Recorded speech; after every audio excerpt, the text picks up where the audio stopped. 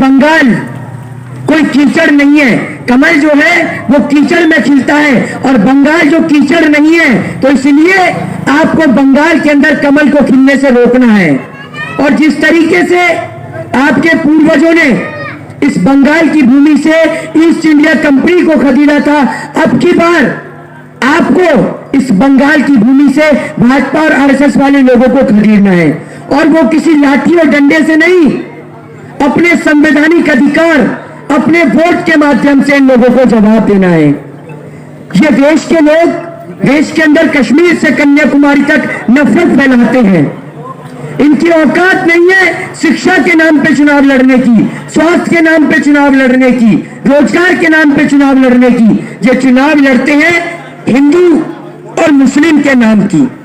तो आप लोगों को फैसला करना है कि आप लोगों को ऐसे लोगों को मौका देना है कि जो लोग न जाने कितने पैसे के खातिर दूसरे दल में चले गए, अगर कल उन्हें थोड़ा सा पैसा और ज्यादा मिल गया तो वो आप लोगों को भी छोड़ के चले जाएंगे।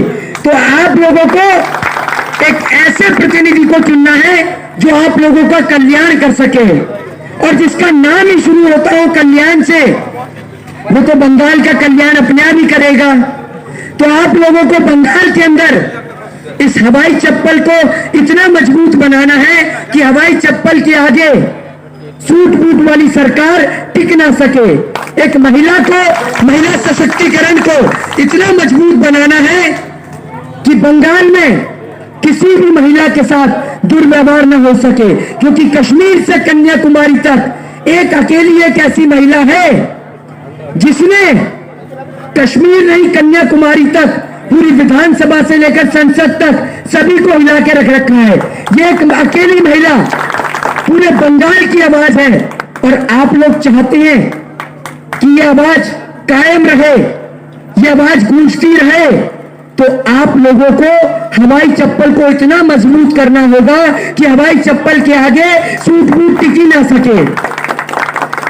आप लोगों को इस बार दिखा देना है कि बंगाल क्रांतिकारियों की भूमि है, ये बंगाल स्वामी विवेकानंद की भूमि है, ये बंगाल रविंद्रनाथ टैगोर की भूमि है, ये बंगाल खुदीराम बोस की भूमि है। इस बंगाल के अंदर नफरत फैलाने वालों की कोई जगह नहीं है। और ये कहते हैं कि राम खतरे में है। अरे भैया, जब आपके और हमारे ऊपर खतरा मंडराता है तो हम खुद उस राम का दरवाजा खटखटाते हैं, और ये कुर्सी के खातिर हर 6 महीने में उस राम को खतरे में लाकर खड़ा कर देते हैं। राम कभी खतरे में नहीं हो सकता। इस देश में राम और रहीम को कभी खतरा नहीं है। खतरा है तो हिंदू और मुस्लिम धर्म के फर्जी ठेकेदारों को, वो लोग जो अपने आप को मुस्लिमों का रहनुमा या हिंदुओं का रहनुमा बताते हैं, उन लोगों को खतरा है। समझ रहे? कल यहां पर शाहनवाज हुसैन साहब आए थे, पता होगी आप सभी लोगों को। भैया आप एक बात ये सोचिए कि वैसे तो ये कहते हैं कि बीजेपी हिंदुओं की पार्टी है, तो भैया जब आप अपने कैंडिडेटों को, प्रत्याशियों को और चुनाव प्रचारकों को मुस्लिमों को उतार रहे हैं, तो मोदी जी वो मुस्लिम नहीं है क्या?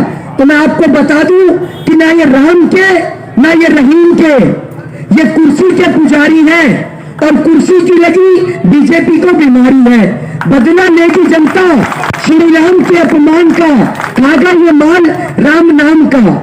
आपको बता दूं कि जिस तरीके से हर गंदा चाणक्य नहीं होता, उसी तरीके से हर दाढ़ी बढ़ा लेने वाला रविंद्रनाथ टैगोर नहीं हो जाता। ये भूमि आपके क्रांतिकारी भाइयों ने, आपके पूर्वजों ने अपने रक्त को, अपने लहू को देकर आजाद कराई है।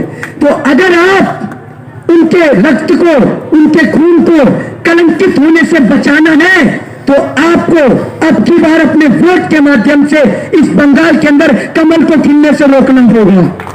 क्योंकि ये आपके लिए नहीं, आपकी आने वाली पीढ़ी के लिए, आपके बच्चों के लिए, वो छोटे छोटे बच्चे, क्योंकि एक पिता अपने जीवन की, अपने उम्र भर की सारी कमाई अपने बच्चों की पढ़ाई के लिए लगा देता है, लेकिन आज देश के अंदर रोजगार ही नहीं बचा हुआ है। नेता क्या करते हैं?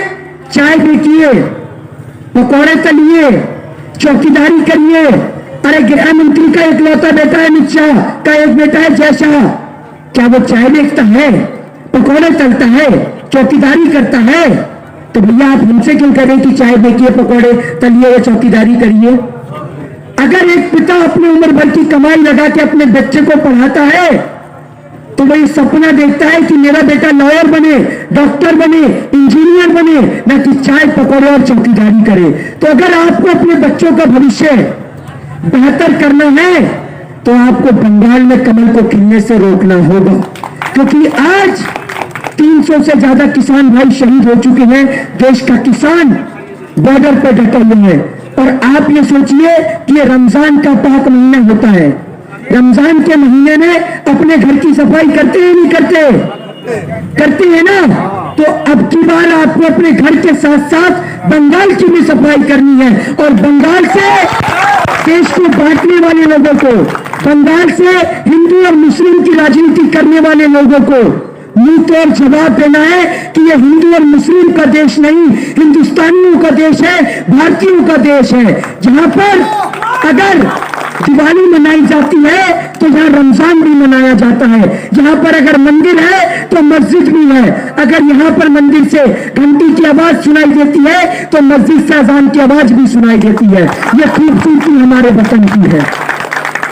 तो इस वतन की खूबसूरती को आपको, हमें सबको मिलकर बचाना है, और ऐसे लोगों को तो कभी भी मौका नहीं देना। भैया ये भारतीय जनता पार्टी कम और चिड़ियाघर ज्यादा लगता है मुझे। तो इनके नेता ऊट पटांग बयान देते हैं, कोई कहता है मैं गधा हूं, कोई कहता है मैं कुत्ता हूं, ऐसे तरीके के बयान देते हैं। आप एक बात देखिए, इस चिड़ियाघर में 2 मुंह सांप की कमी थी जो मिथुन चक्रवर्ती ने पूरी कर दी। ये देखिए कि अक्सर मिथुन चक्रवर्ती की फिल्म तो आप सभी ने देखी है। अक्सर मिथुन चक्रवर्ती की फिल्म में उनकी बहन को गुंडे उठाकर ले जाते थे, लेकिन इस बार तो गुंडे डायरेक्ट मिथुन चक्रवर्ती को ही ले गए। और ना जाने कितने पैसों के खातिर उन्होंने अपने ईमान से सौदा करा है।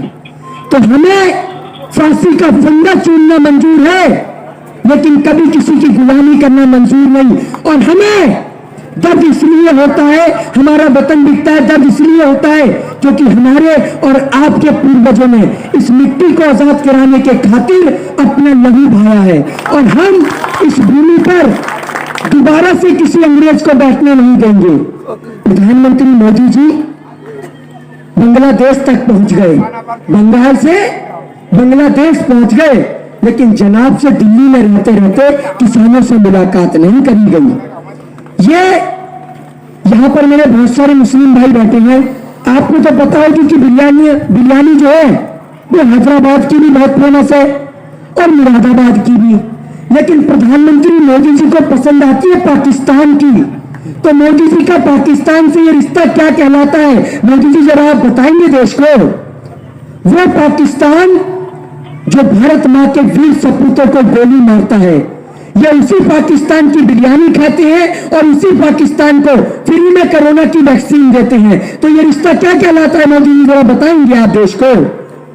हमें कोई फर्क नहीं पड़ता कि पाकिस्तान का 1 मरे या 1000 मरे, लेकिन अगर हमारे सरहद पे हमारे एक जवान को एक चोट भी आती है ना, तो वो दर्द उससे ज्यादा हमें होता है, क्योंकि वो किसी नेता की औलाद नहीं, वो किसी नेता का बेटा नहीं, गरीब किसान और मजदूर का बेटा है। इसलिए हमें दर्द होता है। जिस दिन सरहदों पर ना नेताओं के बच्चे तैनात होने लग गए, उस दिन सरहद पर कोई मरेगा नहीं। और मैं कहना चाहता हूं कि जली को आंख और भुजी को राख कहते हैं। जिसको सुनकर देश की जनता के कान पक जाए उसे मोदी जी के मन की बात कहते हैं। मोदी जी 24 घंटे अपनी मन की बात करते हैं, मन की बात करते हैं। भैया आपको प्रधानमंत्री आपकी मन की बात सुनने के लिए बनाया था या जन की बात सुनने के लिए बनाया था? आपके मन में जो भी एक बार आप बता दीजिए ना। और आपने कहा कि आपने बांग्लादेश के लिए लड़ाई लड़ी, तो जब आप जेल में गए थे तो जमानत पे बाहर आए थे या माफी मांग के बाहर आए थे? जरा ये तो बताइए देश को। ये वो लोग हैं कि जो देश के अंदर जब सारा देश अंग्रेजों से लड़ाई लड़ रहा था, ये रानी विक्टोरिया को सलाम ठोकने में लग रहे थे, अंग्रेजों के जूते और चप्पल चाटने में लगे हुए थे। और आज ये हमें कहते हैं आंदोलन जूली, तो हम कहते हैं हम आंदोलन जूली है, क्योंकि अगर इस देश में आंदोलन नहीं होता तो आज भी आप और हम किसी अंग्रेज के घर में बैठ के उसके जूते और चप्पल साफ कर रहे होते। और जो देश बंगाल क्रांतिकारियों की भूमि है, और आपको इस क्रांतिकारियों की भूमि पर ऐसे लोगों को नहीं रहने देना है जो देश में हिंदू और मुस्लिम की राजनीति करे। आप एक बात सोचिए कि एक घर में 4 भाई हैं, वो आपस में लड़ते हैं तो वो घर तरक्की नहीं करता। तो उसी तरीके से हमारे हिंदुस्तान के, हमारे वतन के हम 4 भाई हैं, हिंदू, मुस्लिम, सिख और ईसाई। हम आपस में लड़ेंगे तो हमारा वतन तरक्की नहीं करेगा। तो अब की बार आपको हवाई चप्पल को इतना मजबूत करा देना है कि हवाई चप्पल के आगे ये सूट बूट वाली सरकार टिक ही ना सके। जय हिंद, जय भारत, वंदे मातरम।